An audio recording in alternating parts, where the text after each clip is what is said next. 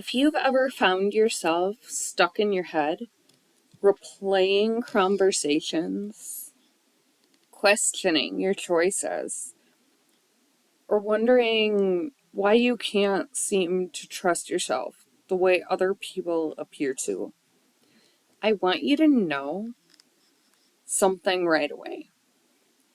That experience makes sense. A lot of people think self-trust is something you either have or you don't. Like confidence, like a personality trait. But self-trust isn't about being bold or decisive or knowing what to do all the time. It's about feeling safe enough inside yourself to listen. And for many people, that sense of safety was interrupted long before they ever had a chance to build it. You might notice this show up in subtle ways. Maybe you ask other people what they think before checking in with yourself.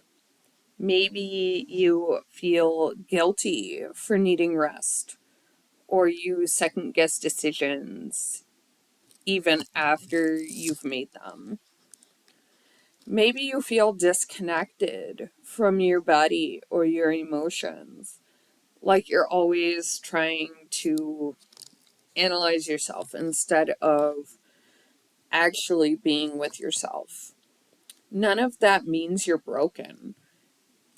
It simply means that at some point, trusting yourself didn't feel safe. For a lot of us, self-trust was slowly replaced with self-blame. We learned to question our reactions. We learned to minimize our needs. We learn that being too sensitive or too emotional was a problem to fix. Over time, that teaches you to override your own inner signals.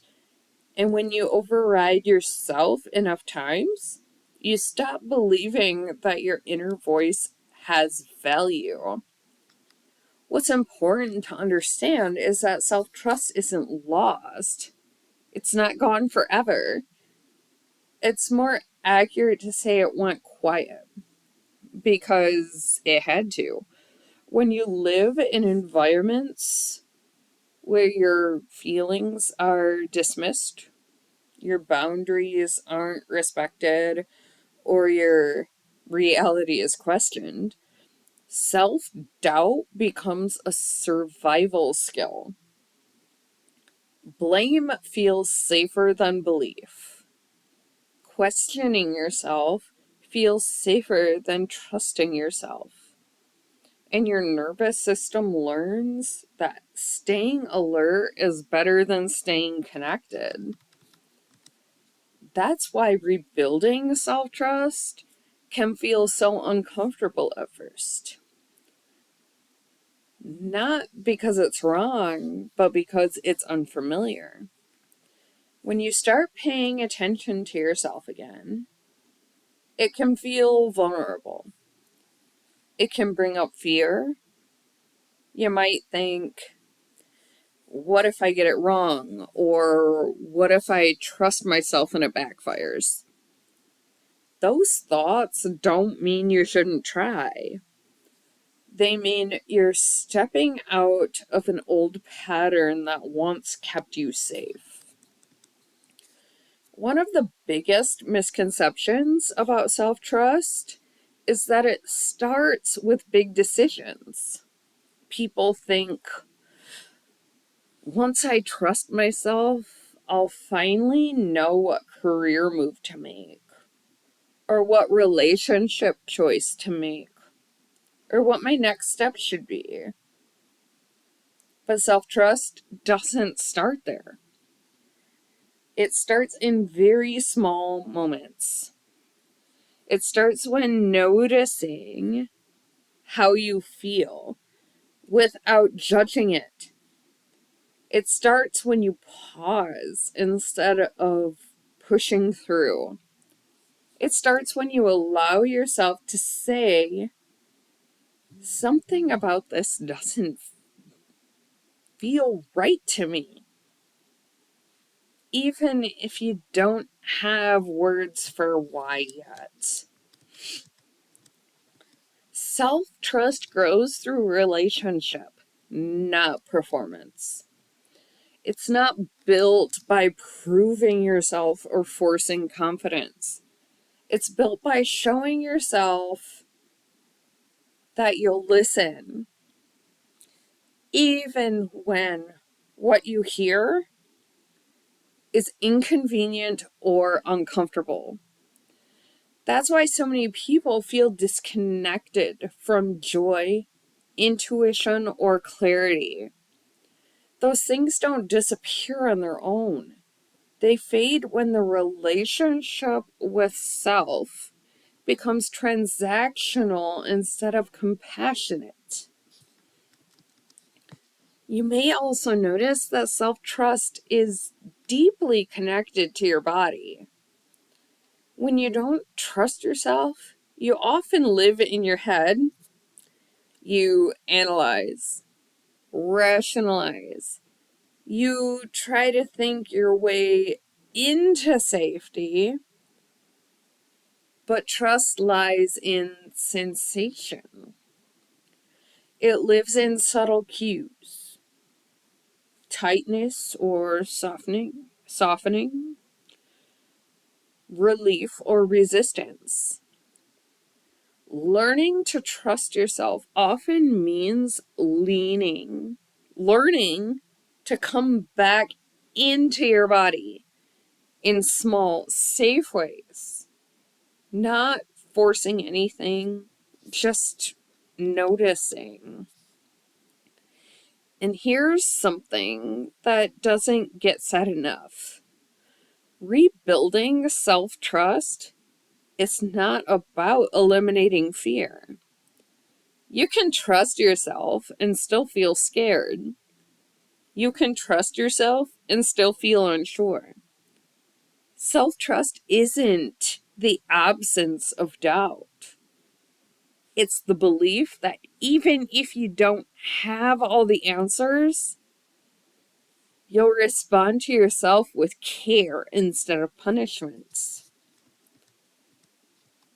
If you've been stuck in cycles of self-blame, it can feel strange to offer yourself belief instead. Blame is loud. It demands answers. Belief is quieter. It invites curiosity. Instead of asking, what's wrong with me? Belief asks, what's happened to me? And what do I need right now? That shift alone can begin to soften the internal pressure so many people are carrying. It's also important to say this clearly. You don't build self-trust by fixing yourself.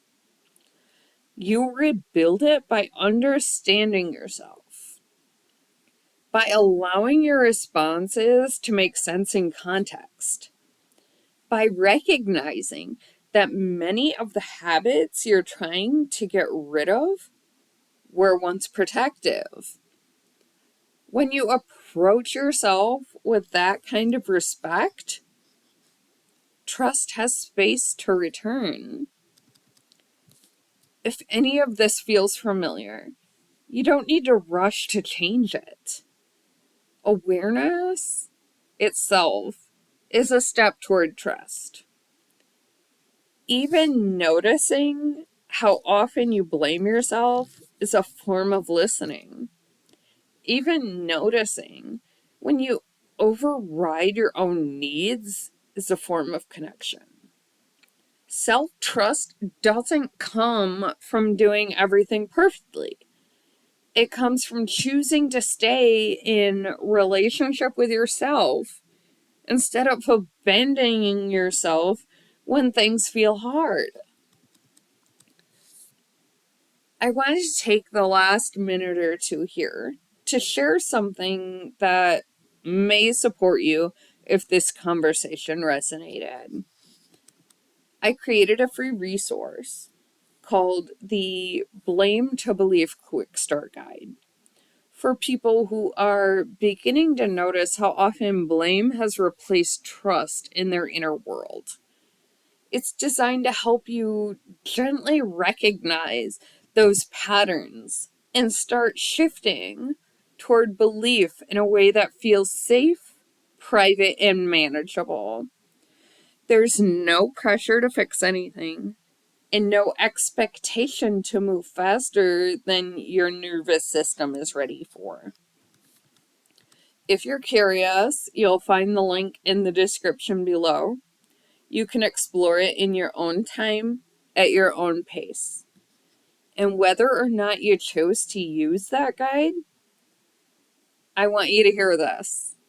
The fact that you're even thinking about self-trust means something in you is ready to reconnect. You don't need to force that process. You don't need to earn it. You can start by listening just a little more gently than you have before. Thank you for spending this time with me.